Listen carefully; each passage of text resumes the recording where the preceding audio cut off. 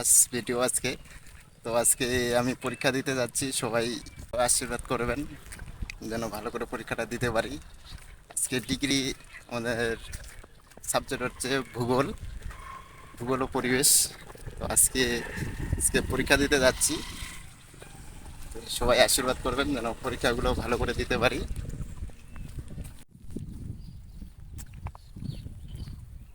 Krishna, welcome to my. আজকে